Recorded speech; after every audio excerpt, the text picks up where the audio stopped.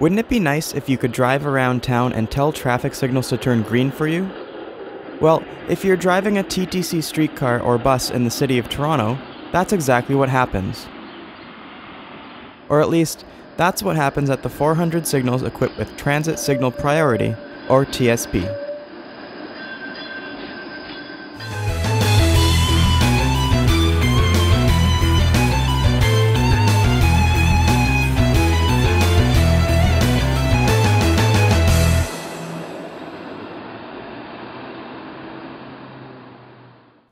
During busy periods, cars carry an average of 1.2 people each, while articulated buses carry an average of 75 people at the busiest point along the route.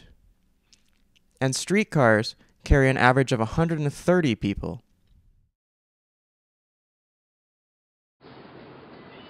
So, a streetcar sitting at a red light for 10 seconds creates the same person delay as a private car sitting for 18 minutes.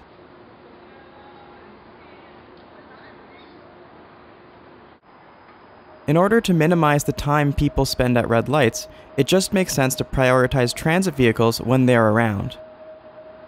And by adjusting signals in real time for transit, the signals can still be optimized for other traffic whenever there isn't a transit vehicle approaching.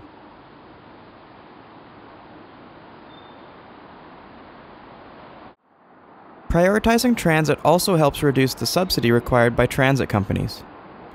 Obviously, providing faster service will attract more riders, and thereby more revenue. But the biggest impact is actually a reduction in operating expenses. The number of vehicles required on a transit route is based on the round trip time. For example, if it takes an hour to do a round trip, and there needs to be 6 streetcars per hour in order to carry the passenger volume, in other words, a streetcar every 10 minutes, we'll need 6 streetcars. But if we could reduce the round trip time to 50 minutes, it would only take 5 streetcars. That's 1 fewer vehicle to purchase, maintain, and pay drivers to operate.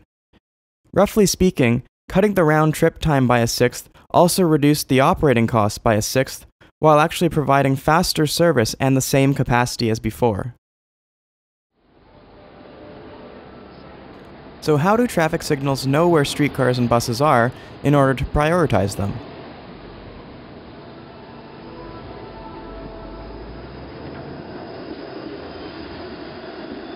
Well, all TTC streetcars and buses are equipped with radio transponders, which send coded signals under the vehicle.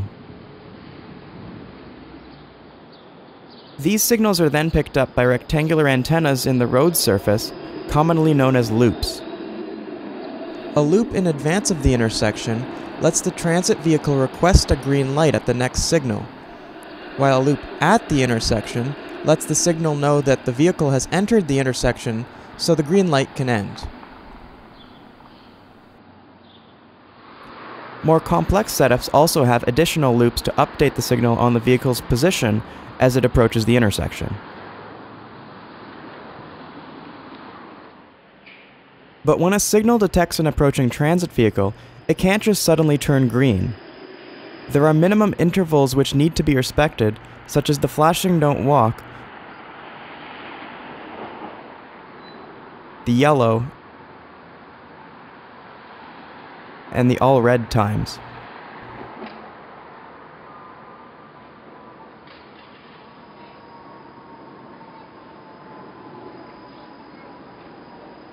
There are also restrictions placed on the system by the City of Toronto, which limit its impact on other road users. For example, there's a maximum amount that TSP is allowed to extend a green light at each intersection. And depending on the intersection, TSP may not be allowed to take every action available to provide a green light to the transit vehicle.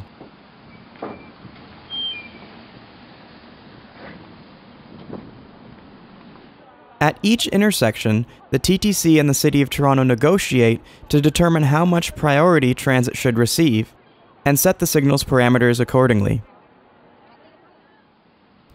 So just because a signal is equipped with TSP doesn't mean that transit vehicles all get through without delay.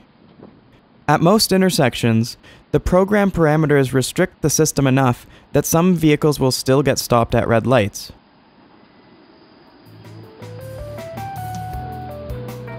But unlike most other TSP systems in North America, Toronto's system is technically capable of providing priority strong enough that transit vehicles are pretty much guaranteed a green light. And there are some intersections in the city where this is the case.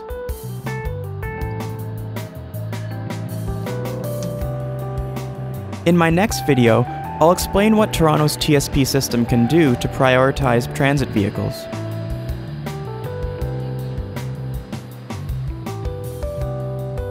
And then, what the system can do to compensate other road users for the changes in signal timings.